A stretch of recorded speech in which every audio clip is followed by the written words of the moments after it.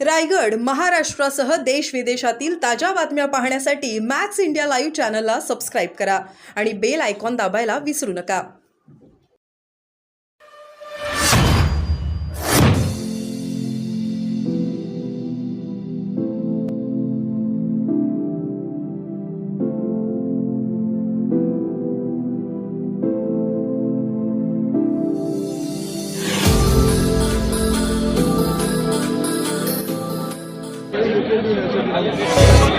अरे ज्याची जी कुवत आहे त्याच्याप्रमाणे त्यांनी जे आहे ते त्या ठिकाणी वक्तव्य त्या ठिकाणी केले पाहिजे. आपल्या कुवतीपेक्षा जास्त वक्तव्य जे आहे ते झेपत नसतील तर करू नका.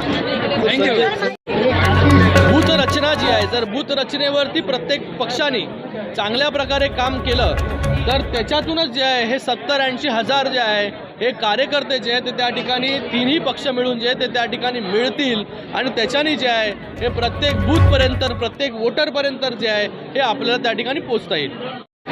आज या कल्याण लोकसभेमध्ये कल्याण पूर्व, कल्याण ग्रामीण आणि डोंबिवली या सगळ्या विधानसभेमधील सर्व प्रमुख पदाधिकारी कार्यकर्ते आज या ठिकाणी प्रमोद हिंदूराव साहेब आहेत, हनुमंते साहेब आहेत, त्याचबरोबर आप्पा शिंदे आहेत यांच्या नेतृत्वाखाली जे आहे या ठिकाणी राष्ट्रवादीचा मेळावा जे त्या ठिकाणी संपन्न झाला आणि राष्ट्रवादीची ताकद देखील या मतदारसंघात मोठ्या प्रमाणामध्ये आहे.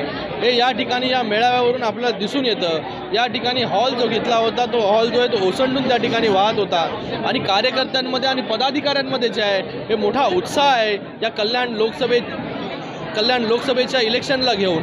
आणि मला वाटतं सगळे लोक जे आहेत ते ऑलरेडी त्या ठिकाणी कामाला लागलेले आहेत आणि अगोदर या कल्याण लोकसभेमध्ये शिवसेना आणि भारतीय जनता पार्टी RPI अशी युती होती. आता त्याच्यामध्ये जे आहे शिवसेना, भारतीय जनता पार्टी, राष्ट्रवादी काँग्रेस, RPI आणि सगळे घटक पक्ष आता एकत्र आलेले आहेत.